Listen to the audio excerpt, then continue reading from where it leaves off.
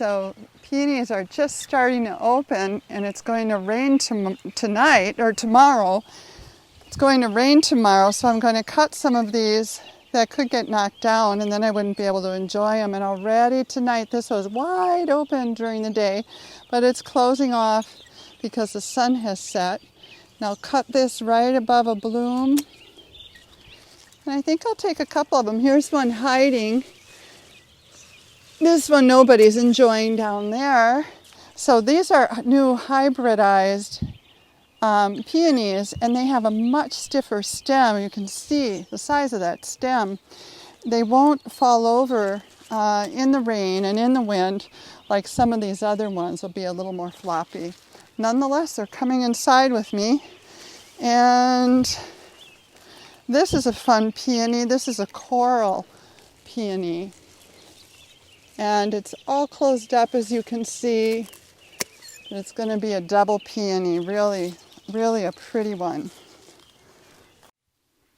I began this gardening adventure in this home when the home was new in about 1999, and the yard was barren, the house was still under construction. I was moving from Madison, and I knew I wanted a larger yard. I wanted to experiment with more plants and change the woody shrubs and trees from what I had in a more established home in Madison.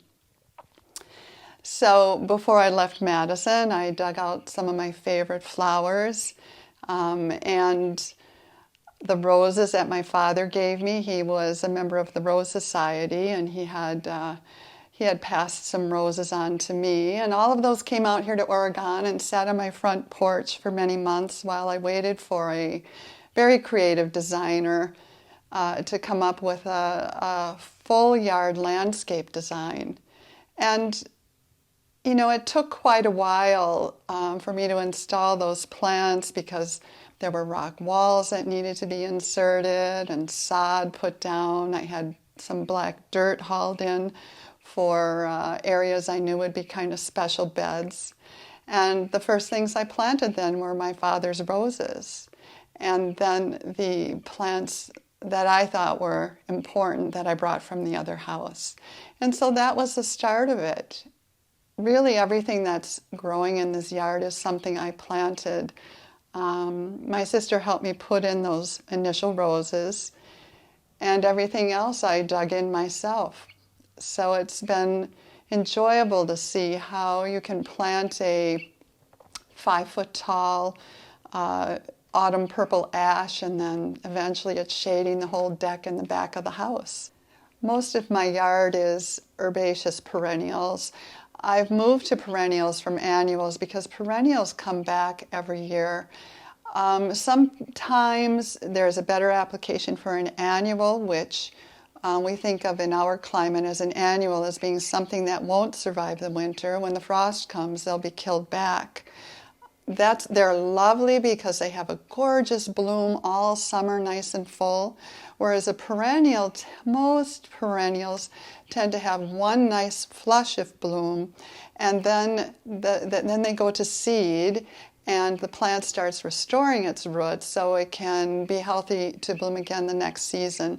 Now, when you get clever with perennials, and the hybridizers are very good at this, of developing perennials that will bloom more than once in a season. However, generally speaking, the perennial will only bloom the one time.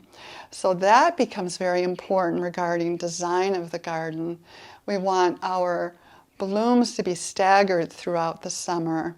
So you find some perennials blooming in the spring. I mean, we can think of daffodils and tulips and crocus as these gorgeous, bright-colored blooms in the spring. They start to die back, especially when the heat comes on. They'll die back quite quickly. And then come on irises and peonies and you know, a variety of other things, but that tends to be the next flush. And then we move into daylilies, and then maybe we'll move into ornamental phlox and cone flowers and things as we move later into the summer. So it's a matter of designing things, thinking of when the blooms will be at their peaks, what your color combinations are, your favorite colors, but that's not a hard rule. You can plant whatever you like.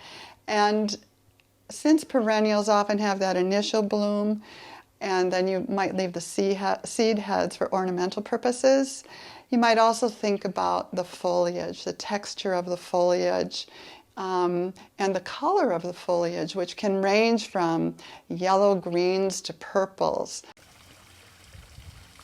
So this slate was given to me by my landscaper who installed the retaining walls around the yard. This slate's from the state capitol in Madison. The terrace around the building was all slate at one time, and they tore it up. I don't know why they tore it up, but the slate was then made available to anyone who would pick it up. And the landscaper just gave it to me to use when he knew I wanted to put some sort of slate decking down here. So typically when I design gardens, I meet with the client, I meet with Denise, who is the gardener, the homeowner of our yard here, and I typically go through and we talk about what she wants or what the person wants for their yard, and then I kind of do what I call like a site analysis. I look at the soil and the light conditions for that area, and then I kind of go home and I think about it. And of course I take a bunch of pictures because I like to see, refer back to the pictures I have and make a plan in my head of what needs to happen. And then I start taking the site analysis I did before, and then I start compiling a plant list. And the plant list is taking into account all the site considerations, what the client wants, and then also just envisioning what the space is going to look like eventually. So I take all of that, I compile a plant list, and then I sort of edit and start narrowing down that list to just those plants I think will be best suited for this space. So one of the neat things in horticulture, if you're really interested in different types of gardens, is something called a stumpery garden. And this is a garden that's been around since like the mid-1800s, and you're using old upturned tree stumps and log pieces as centerpieces and focal points in your shade garden. And they could also be put into a sunny garden too, and you're using those as little focal points, and also to plant like little ferns and little shade plants around. Or if you're doing a sun garden, you're doing anything you can think of that would grow in full sun. So a yard of this size may appear to take a lot of time to tend to, but in reality it's not so bad. And I try to limit my time to the gardening to after 4 in the afternoon when the sun angles are low. Later in the summer I might push that back a little bit and garden until sunset. And if I'm really enjoying something, I'll put on a hiking light and walk around the yard, and it does an incredible job of lighting up the areas I'm working on. In fact, it's better than the lower light at the end of the day. And so why do I do this? Because I love the sun as much as everyone else, but the sun doesn't exactly like me.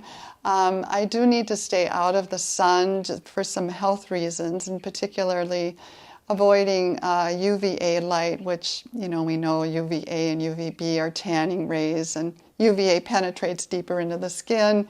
Anyway, that is an issue for me. So when I am outside, I'm covered up as much as possible, and I wear a hat and I wear sunscreens, and I try to keep gloves on to really minimize my exposure.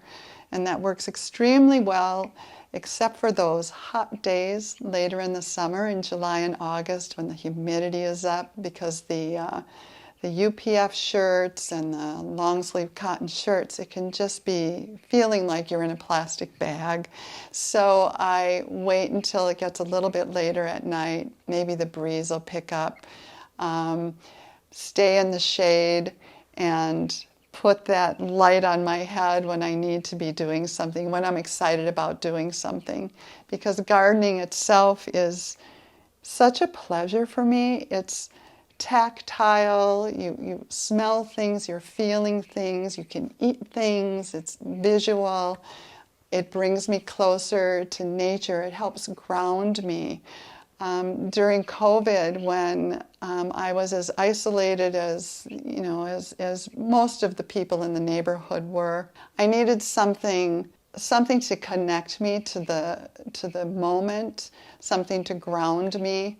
And, you know, being inside the house in my own head all day or watching the news, whatever it was, isn't as fun an experience with 60,000 thoughts buzzing through my head every day.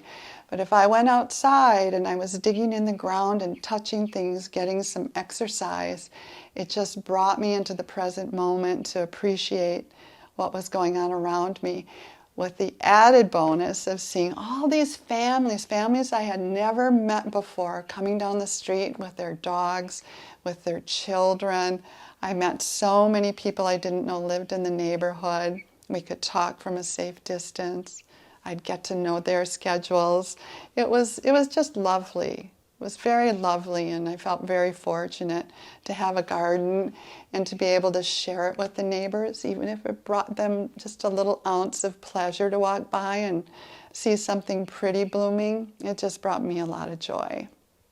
It's been great sharing my gardening stories with you, but it's time to get in the yard.